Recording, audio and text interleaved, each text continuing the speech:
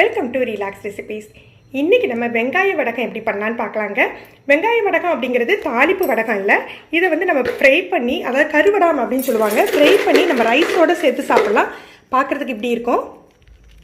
இது எங்கள் ஊர் சைடுகளில் ரொம்ப ஃபேமஸுங்க. இது எதில் பண்ணுவாங்க அப்படின்னா சின்ன வெங்காயமும் உளுந்து வச்சு தான் பண்ணுவாங்க. இப்போ நல்ல வெயில் இருக்கிறதுனால நம்ம சீக்கிரமாக பண்ணிடலாம். இதுக்கு அளவு சொல்கிறேன்.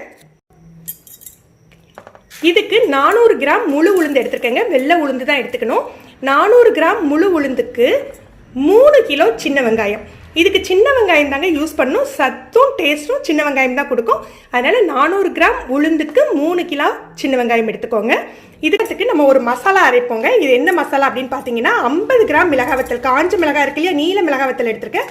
இது 50 கிராம் மிளகாய் வத்தலுக்கு 25 கிராம் ஜீரகம், ஒரு 2 பூண்டு எடுத்துருக்கேன். இது வந்து உங்களுக்கு பூண்டு வந்து உங்கள் ஃப்ளேவருக்கு தகுந்தாப்பில் எடுத்துக்கோங்க.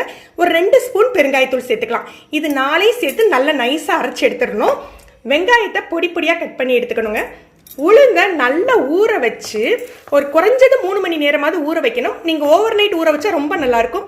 இதுக்கு எப்படி அரைக்கணும்னா, நம்ம வடைக்கு அரைப்போம் இல்லையா, உளுந்த வடை, மெது வடைக்கு அரைக்கிற மாதிரி கட்டியாக வெண்ணெய் கட்டி மாதிரி அரைச்சிக்கணுங்க. நம்ம தோசைக்கு அரைக்கிற மாதிரி ரொம்ப தண்ணி சேர்த்து அரைச்சிடக்கூடாது. இதெல்லாம் மிக்ஸ் பண்ணையில் நம்ம கொஞ்சமாக கடுகும் கருவேப்பிலையும் சேர்த்து மிக்ஸ் பண்ணுவோம். நான் இதெல்லாம் அரைச்சிட்டு வெங்காயம்லாம் கட் பண்ணிவிட்டு உங்களுக்கு எப்படி மிக்ஸ் பண்ணுறதுன்னு காட்டுறேன். மிளகாத்தூள், ஜீரகம், பூண்டு எல்லாம் எடுத்துட்டேன். இதுலேயே நம்ம பெருங்காயத்தூளும் உப்பும் சேர்த்து அரைச்சிக்கலாம்.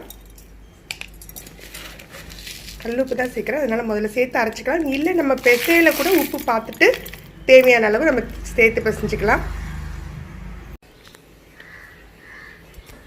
வெங்காயம் வெட்டி வச்சாச்சு, உளுந்து அரைச்சிட்டோம். பாருங்கள், உளுந்தோட பதத்தை இந்த மாதிரி வடை மாவு மாதிரி கட்டியாக அரைச்சி வச்சுக்கணும். நம்ம எடுத்து வச்சோம் இல்லையா, அந்த மசாலாவையும் நல்லா கட்டியாக அரைச்சி வச்சாச்சு. இப்போ எல்லாத்தையும் சேர்த்து மிக்ஸ் பண்ணிடலாம். வெங்காயத்தை சேர்க்கையில் நல்லா கையால் உதிர்த்து விட்டு சேர்த்து அதுக்கப்புறம் நம்ம பிசைஞ்சிக்கலாம். இப்போ 3 கிலோ வெங்காயத்தை நமக்கு காலையில் இருந்துச்சு வெட்ட முடியாது, அவ்வளோ நிறைய இருக்கும் இல்லையா.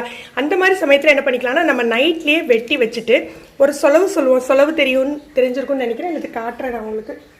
அந்த சொலவு இல்லை ஒரு பெரிய இந்த மாதிரி பறந்த தட்டில் போட்டுட்டு ஃபேன் காற்றுல வச்சிட்டிங்க அப்படின்னு சொன்னீங்கன்னா உங்களுக்கு காலையில் ஃப்ரெஷ்ஷாக இருக்கும். அதுக்கப்புறம் நம்ம மிக்ஸ் பண்ணிக்கலாம். இந்த மாதிரி மிக்ஸ் பண்ணிக்கோங்க. அப்புறம் நமக்கு தேவையான மசாலா,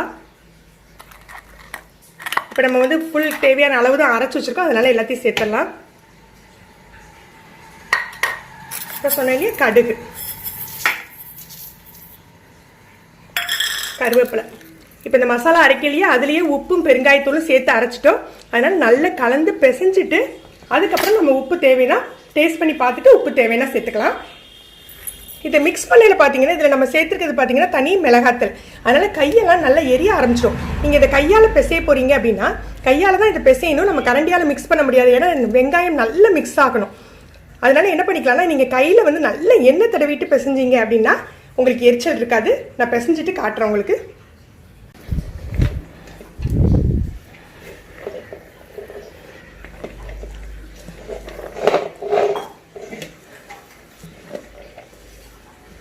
பாதி வெங்காயத்தை சேர்த்து கொஞ்சம் மிக்ஸ் பண்ணி விட்டுட்டு மீதி நம்ம சேர்க்கலாம்.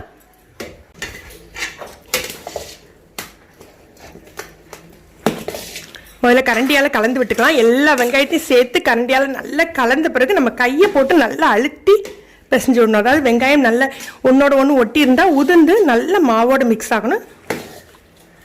முதல்ல நம்ம ஆனியனை சேர்க்கையில், வெங்காயம் சின்ன வெங்காயத்தை சேர்க்கையில் மட்டும் இந்த கரண்டியால் கலந்து விட்டுக்கலாம்.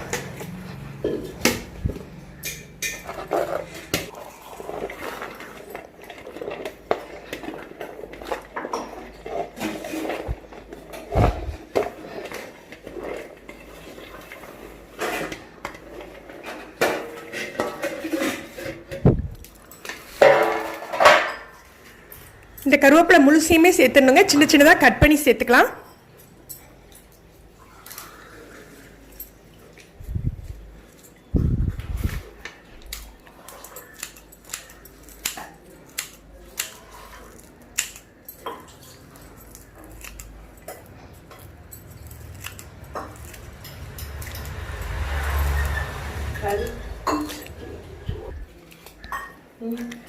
எல்லாம் சேர்த்தாச்சு. முதல்ல நல்லா மிக்ஸ் பண்ணிக்கலாம். அதுக்கப்புறம் கையை போட்டு பிசைஞ்சிடலாம்.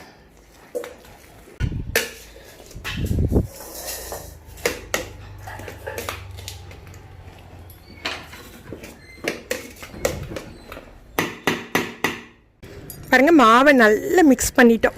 இப்போ வடகை மாவு தயாராகிடுச்சு. உப்பு காரம் எல்லாம் செக் பண்ணியாச்சு. இப்போ நம்ம போட்டுடலாம். வடகத்தை எதில் போட போகிறோம்னா, நம்ம வழக்கமாக கூழ் வத்தல், அரிசி வத்தல், முறுக்கு வத்தல் எல்லாமே வந்து துணியில் போடுவோம். ஆனால் வடகத்தை இந்த மாதிரி ஓலைப்பாயில் போட்டுக்கோங்க. எதுக்காக ஓலைப்பாயில் போடுறோன்னா, வத்தலை பொறுத்த வரைக்கும் மேலே நல்ல வெயில் அடித்தாலே உங்களுக்கு காஞ்சிடும். வடகம் வந்து மொத்தமாக இருக்கிறதுனால அடியிலையும் இந்த மாதிரி ஹோல்ஸ் இருந்தால் அந்த ஃப்ளோரில் உள்ள ஹீட்டும் பட்டு சீக்கிரமாக உங்களுக்கு ரெடி ஆகிடும். அதுக்காக தான் இந்த மாதிரி எடுத்துருக்கோம். ஏற்கனவே வடகம் போட்ட பாய் தான், அதோட இது தான் இருக்குது, ஒன்றும் பிரச்சனை இல்லை. இதில் நம்ம போட்டலாம். போடுறதுக்கு முன்னாலேயே லைட்டாக கையில் எண்ணெய் வச்சுட்டு, ஏன்னா இது கையால் தான் உருட்டி உருட்டி வைக்கணும். ரொம்ப பால் மாதிரிலாம் பண்ண வேண்டாம், இந்த மாதிரி வைக்கணும். பாருங்கள், வச்சு காட்டுறேன். இப்படி வைக்கணும். கையில் எண்ணெய் தொட்டுட்டு வச்சிட்டிங்கன்னா கையில் எரியாமல் இருக்கும்.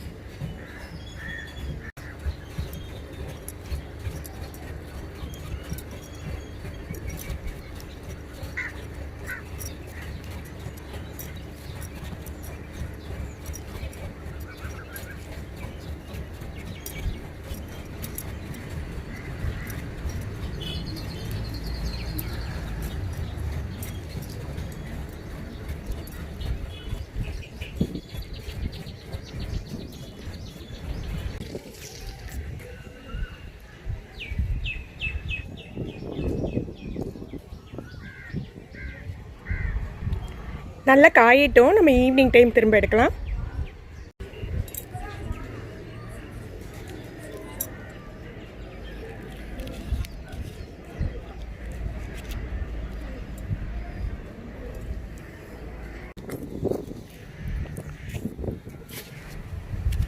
இன்னையோட 2 நாள் ஆயிருக்கு. பார்த்தீங்கன்னா நல்லா காஞ்சிட்டு பாருங்கள், எடுக்கிறதுக்கு எவ்வளோ நல்லா வருதுன்னு. இதை எடுத்து இன்னும் 2 நாள் நம்ம காய வைக்கணும். இந்த மாதிரி ஒரு சொலவுலையோ ஒரு பிளேட்லேயோ அல்லது ஒரு பேப்பர்லேயோ போட்டு இன்னும் 2 நாள் நம்ம வெயிலில் எடுத்து வைக்கணுங்க.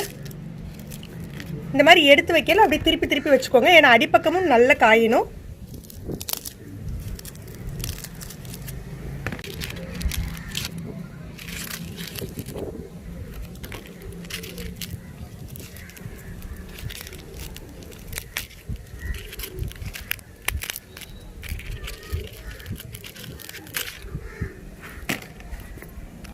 இப்போ நமக்கு வெங்காய வடகம் தயாராகிடுச்சு. இது எப்படி பொரிக்கலாம் அப்படின்னு பார்த்துடலாம்.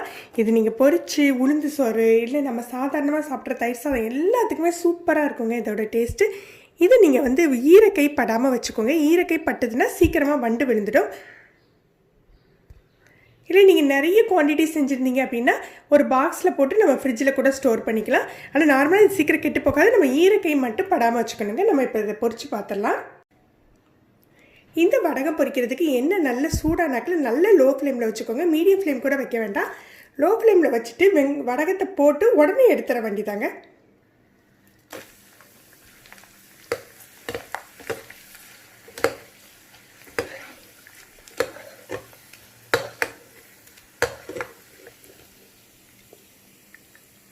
இந்த கலர் சேஞ்சிலேயே எடுத்துடணும்.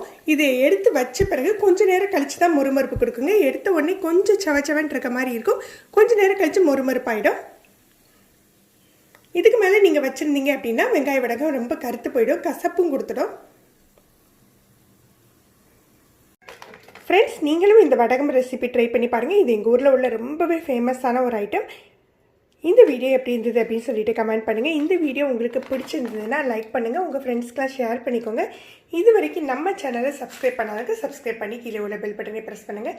அப்போ தான் நம்ம சேனலில் போடுற புது புது வீடியோக்களோட நோட்டிஃபிகேஷன் உங்களுக்கு இமீடியட்டாக கிடைக்கும். தேங்க்யூ.